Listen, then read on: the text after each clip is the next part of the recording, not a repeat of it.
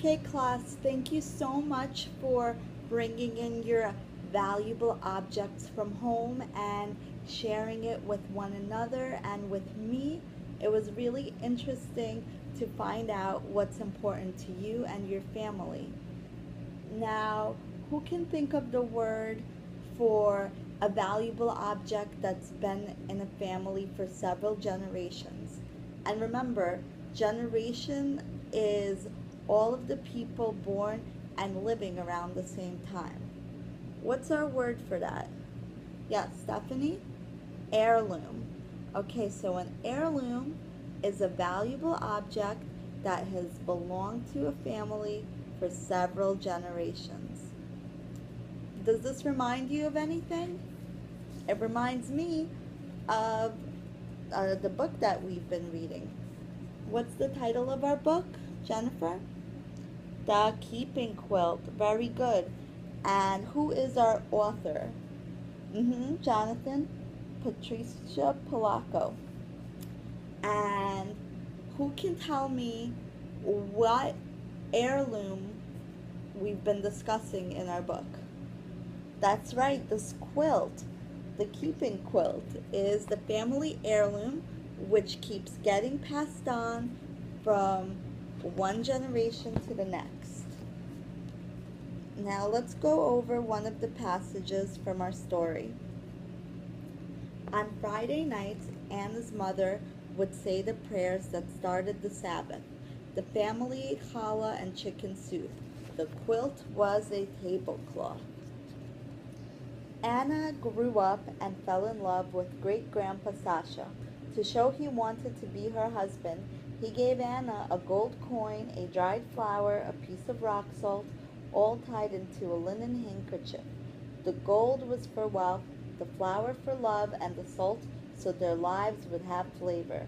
She accepted the hanky and they were engaged. Now remember, this quilt is being used here for what? A tablecloth.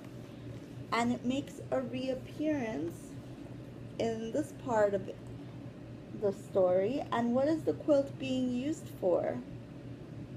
Yes, Melissa. It's being used as a picnic blanket. Under the wedding, uh, under the wedding chuppah, which is, what's a chuppah? It's like a big canvas that goes over a couple in the traditional Jewish wedding ceremony that's getting married.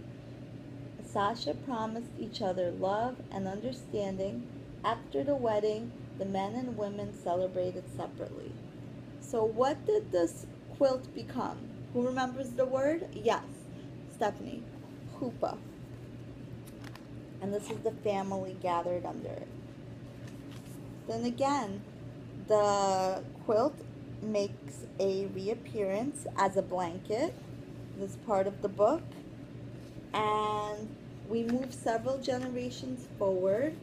And once again, this quilt is being used as a chuppah. This quilt is the family heirloom that gets passed on from generation to generation, and it has become a tradition for the quilt to be used as a chuppah. Now, remember, a tradition is something that is practiced for a long time. It may get passed down from one family to the next. Can anybody think of a tradition that they have in their family? We all have them. Sometimes it just takes a little thought to come up with one. But I'm sure we all have family traditions. Okay, I'll share one of mine. I have a family tradition of going out to eat for my birthday every year with my parents and my husband and my kids. We go out to a restaurant.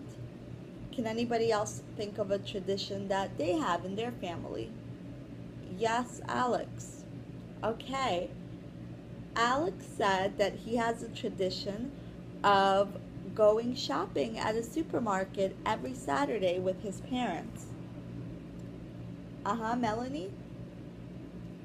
And Melanie celebrates Christmas every year. Yes, celebrating holidays is also a family tradition. Now, what is a family? A family is a group of people who spend time together. Now, this could be at home if you're living with your family, or you can have family like environments.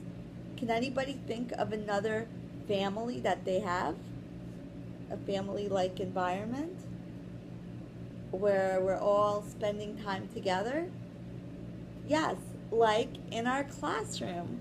Our classroom is actually one big family because we also have our rituals that we do every day.